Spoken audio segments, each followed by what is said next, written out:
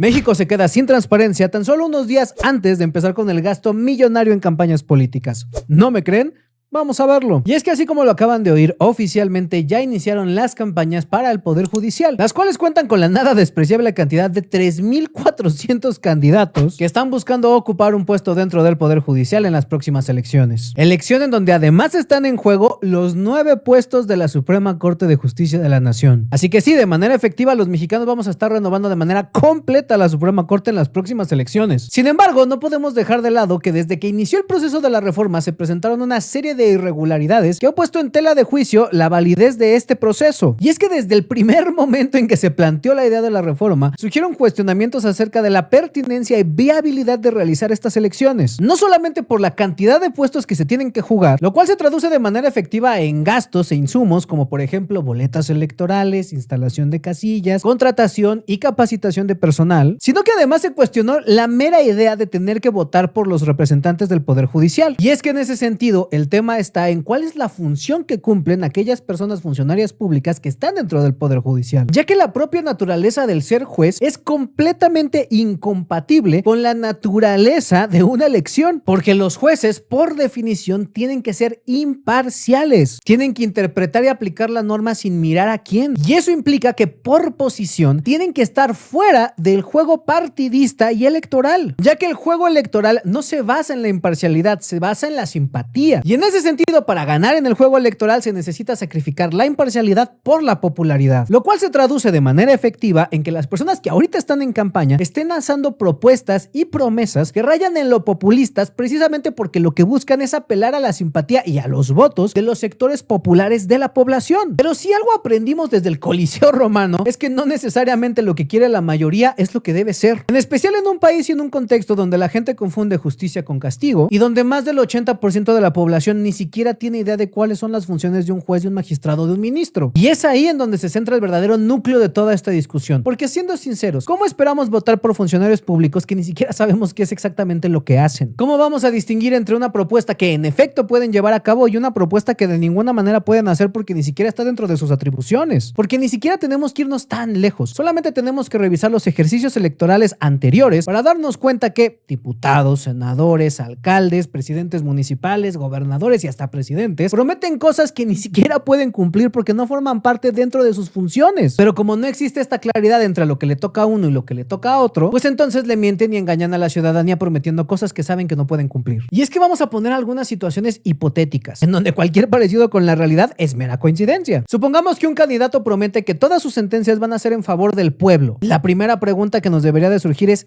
¿quién es el pueblo? Y sobre todo y más importante, ¿cómo se ve eso traducido en el trabajo que tiene que hacer un juez? Y es ahí en donde entramos a los casos concretos, porque supongamos que tú tienes un candidato que quiere ser juez en materia penal y cuya promesa de campaña es sacar sentencias en favor del pueblo. ¿Se refiere entonces que va a dictar más cárceles para aquellas personas que son denunciadas porque está protegiendo al pueblo? ¿O significa entonces que va a sentenciar más libertades porque no quiere meter al pueblo a la cárcel? Y es precisamente ahí en donde el juego electoral le gana la imparcialidad jurídica, porque entonces el juez no va a dictaminar con base en lo que dice la norma, va a dictaminar con base en lo que sea más popular en ese momento. Y si en ese momento es más popular sacar gente de la cárcel, pues ¿qué creen que va a hacer? Sacar gente de la cárcel. Y eso solo lo estamos viendo en materia penal, pero vámonos a todos los demás juzgados. Si es más popular darle la guardia y custodia a las mujeres, ¿qué creen que van a hacer los jueces? Si es más popular meter deudores alimentarios a la cárcel, ¿qué creen que van a hacer los jueces? Si es más popular dar amparos para que la gente no pague impuestos, ¿qué creen que van a hacer los jueces? Si es más popular meter a la cárcel a cualquiera que no pague impuestos, ¿qué creen que van a hacer los jueces? Y a lo mejor tú puedes estar de acuerdo con que los jueces metan a la cárcel a cualquiera que no pague impuestos, o tú puedes estar de acuerdo con que las guardias y custodias se otorguen a las madres, o tú puedes estar de acuerdo con que a la gente que está en la cárcel la saquen en libertad. Pero precisamente la función y la labor de un juez es que no le importe lo que tú o yo querramos. El valor de la función de un juez es que pueda tomar una decisión independientemente de lo que cualquiera en la sociedad quiera, porque su decisión debería de estar fundamentada en el apego al derecho. Y ese apego al derecho está por encima de cualquier preferencia electoral o ideológica. Y es que por si todavía no queda claro cuál es el punto aquí, vámonos a un ejemplo hasta bíblico. En la Biblia hay una historia en donde al rey Salomón se le presentan dos mujeres quienes afirman ser la madre de un bebé. Frente a esta imposibilidad, el rey Salomón tomó una decisión sencilla: vamos a partir el bebé en dos y le doy la mitad a cada una. Frente a la propuesta, una de las mujeres se abalanzó para evitar que el rey Salomón hiciera eso, y a partir de ahí el rey Salomón dictaminó que esa mujer, la que se había lanzado para proteger al bebé, realmente era la mamá. Ahora vamos a traer esa historia al siglo XXI en México con la reforma al Poder Judicial. Las mismas dos mujeres se presentan ante un juez. Las dos dicen que son la madre del mismo bebé, pero una es más popular que la otra. ¿A quién creen que el juez le va a dar la guardia y custodia de ese niño? Pues a la que sea más popular y que a largo plazo le garantice más votos. Y entonces eso vicia completamente la labor del juzgador, pervirtiendo completamente el acceso a la justicia que podríamos nosotros como mexicanos llegar a tener. Pero esto solamente es el principio de todos los problemas con esta reforma, porque aún con todas estas cosas que acabo de explicar, de todas formas dieron para adelante con la reforma, en un proceso tan dantesco que de verdad ni a los mejores escritores de comedia o ficción se les hubiera ocurrido. Para empezar, para la aprobación de la reforma tuvieron que incluir en la bancada de Morena a un senador que anteriormente era del Partido Acción Nacional, Yunes, un político que en las propias palabras de morenistas era de la peor basura blanquiazul que ustedes puedan conocer. Pero una vez aprobada la reforma con estos personajes ilustres respaldándola, todavía se presentaron más irregularidades. El primer listado que se publicó para los nombres que iban a aparecer en las ternas que luego iban a estar en las boletas tenía registros repetidos, personas que no cumplían con los requisitos, personas que ni siquiera existían y personas que a pesar de haber salido después electas en la terna no llegaron a la boleta por alguna razón. Porque lo más grotesco de todo este proceso fue ver a los senadores de la República sacar pelotitas de una tómbola para decidir qué perfiles iban a terminar como candidatos en la elección. Tómbola en la cual además salieron misteriosamente sorteados muchísimos candidatos que tenían afinidades o cercanías con personajes que están consolidados dentro del partido del gobierno Morena o dentro del gobierno federal. Tal es el caso de esta jovencita de aquí que fue señalada precisamente por pertenecer al grupo de trabajo cercano de Arturo Saldívar. Y ustedes dirán, bueno, hubo gente que se coló, hubo gente que era cercana a otros. Es normal, el mundo del derecho es así de chiquito. ¿Y qué esperabas? ¿Que sacaran perfiles de la nada? Pues lo más seguro es que iba a llegar gente que ya tuviera cierta cercanía al poder judicial o a los políticos de turno. Y ok,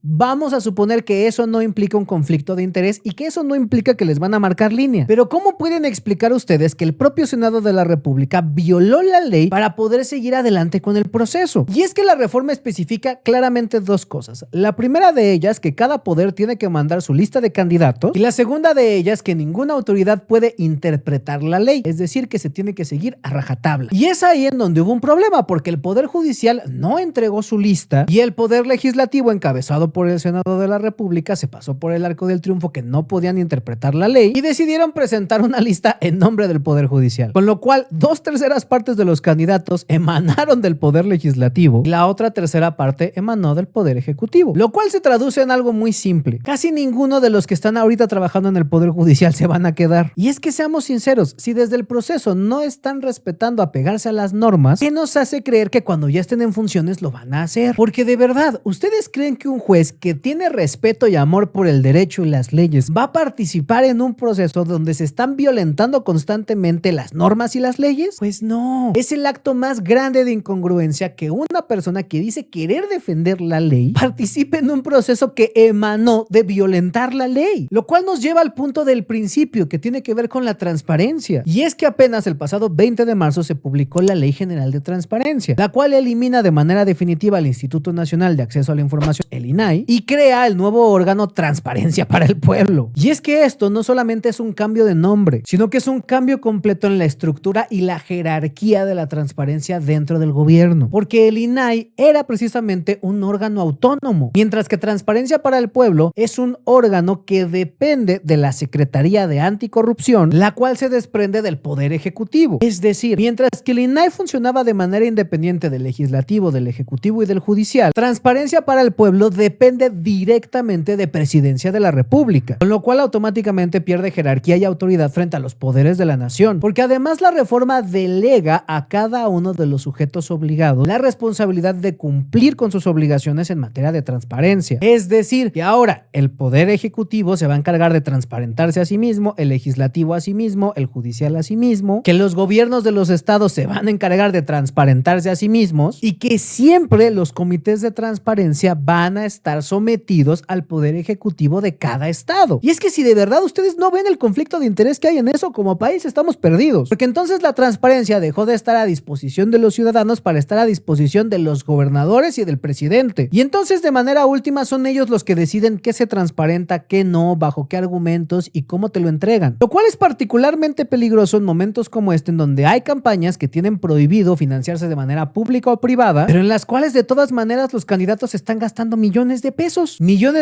sobre de los cuales no hay claridad de con qué autoridad, qué dependencia y bajo qué reglamentos podemos exigir que se transparenten. Porque además, ¿qué creen? La nueva Ley General de Transparencia considera que el INE es la autoridad competente para transparentar los gastos tanto de partidos políticos como de campañas políticas, pero no menciona expresamente que el INE sea el encargado de fiscalizar y transparentar los gastos en las campañas judiciales. ¿Y se acuerdan qué decía la reforma? Que bajo ningún precepto se puede interpretar la ley, que se tiene que seguir a rajatabla. Con lo cual, si el INE no tiene la obligación expresa de transparentar los gastos de las campañas del Poder Judicial, pues entonces nunca vamos a saber cuánto se gastaron. Y es aquí en donde entramos al otro grande problema de esta reforma. Porque antes, cuando tú metías una solicitud de transparencia, hasta cierto punto el INAI resguardaba la información de quién pedía que se transparentara algo. Ahora, los datos de las personas que metan solicitudes de transparencia van a estar en las bases de datos de Presidencia de la República. Y si tú como periodista, como investigador o como persona curiosa decides empezar a preguntar una serie de cosas que quizás al poder le incomodan, pues entonces el poder va a tener datos para localizarte. Y ustedes pueden decir, ay Alex, no seas ingenuo, pues puedes utilizar otro nombre. Bueno, dentro de la Ley General de Transparencia se necesita forzosamente un medio de comunicación a través del cual ellos te puedan notificar cuando la solicitud ya esté completa. Y en ese sentido tienes que facilitar forzosamente un correo electrónico o un teléfono. Ambos datos con los que te pueden rastrear. Ahora, suponiendo que tú ya metiste tu solicitud de información y ya le regalaste tus datos de identificación a Presidencia de la República, ellos de todas maneras se pueden reservar el derecho de manera completamente arbitraria de considerar que la información que tú estás pidiendo es información clasificada y bajo lo cual reservarse el derecho a no responderte. Y ustedes pueden decir, claro, pero yo lo puedo impugnar. Y sí, pero ¿qué crees? Esa impugnación va derechito otra vez a la autoridad que te acaba de batear. Y es ahí en donde se encuentra la principal diferencia entre lo que era el INAI y lo que es ahora Transparencia para el Pueblo. Porque quiero que ustedes piensen en el INAI como si fuera un abogado para ustedes. Un abogado que les ayudaba precisamente a encontrar cuáles eran los argumentos jurídicos para que las solicitudes de transparencia que ustedes emiten precisamente se procesaran y se atendieran en las dependencias. Porque si entonces tú pedías una pieza de información, en el INAI lo que se encargaban precisamente era de fundamentar y argumentar esa petición para solicitarle a las autoridades que la cumplieran con base en derecho. Ahora son las propias autoridades a las que tú les estás preguntando las que se van a encargar de determinar y argumentar cómo procede, si es que procede tu solicitud. Y en caso de que te la bateen, ellos van a volver a revisar por qué te batearon y volverte a batear, dejando prácticamente en opacidad la gran inmensa mayoría de sus funciones. Y es que si de verdad no me creen, basta con que veamos los numerales de lo que consideran información reservada. 1. Que comprometa la seguridad nacional, la seguridad pública, la defensa nacional o la paz social, sea lo que sea que paz social signifique. 4. Que pueda afectar la efectividad de las medidas adoptadas en relación con las políticas en materia monetaria, cambiaria o del sistema financiero del país. Que pueda poner en riesgo la estabilidad o las instituciones financieras susceptibles de ser consideradas de riesgo sistémico o del sistema financiero del país. Que pueda comprometer la seguridad en la provisión de moneda nacional al país o puede incrementar el costo de operaciones financieras que realizan los sujetos obligados del sector público federal. Es decir, cualquier pieza de información que pueda tener alguna repercusión en la economía del país. Y en ese sentido, si tú estás haciendo una investigación sobre corrupción en altos mandos del gobierno federal y ellos consideran que tu solicitud pone en riesgo la credibilidad de dicho gobierno, con lo cual se pueden afectar las operaciones monetarias del país, pues te van a batear. 8. Lo que contenga las opiniones, recomendaciones o puntos de vista que formen parte del proceso deliberativo de las personas servidoras públicas hasta en tanto no sea adoptada la decisión final, la cual deberá estar documentada, con lo cual básicamente le están poniendo un bozal a todos los funcionarios públicos, dejando en claro que no pueden emitir una sola opinión que no esté ya validada y no sea parte de la postura oficial del gobierno. 9. Que obstruya los procedimientos para fincar responsabilidad a las personas servidoras públicas, es decir, ustedes ya no van a poder preguntar absolutamente nada que tenga que ver con procesos jurídicos que involucren a servidores públicos. 13. Que el daño que pueda producirse con la información sea mayor que el interés público de conocer la información de referencia, algo que ellos van a determinar de manera completamente arbitraria, porque van a ser ellos los que van a decidir qué tan benéfico o qué tan dañino puede ser una pieza de información. 14. Cuando se trata de información sobre estudios y proyectos cuya divulgación pueda causar daños al interés del Estado. Estudios y proyectos cuya información información pueda dañar los intereses del Estado. Es decir, cualquier cosa que no le convenga al gobierno va a ser considerada información reservada o confidencial. ¿Saben quiénes más hacían eso? Los soviéticos en épocas de la KGB. 15 se refiere a programas del gobierno federal para salvaguardar materiales o instalaciones nucleares, porque por alguna razón México va a empezar a tener instalaciones donde se resguarde material nuclear. 16 ponga en riesgo el funcionamiento e integridad de los sistemas tecnológicos energéticos, bla, bla, bla, bla, bla, bla, bla,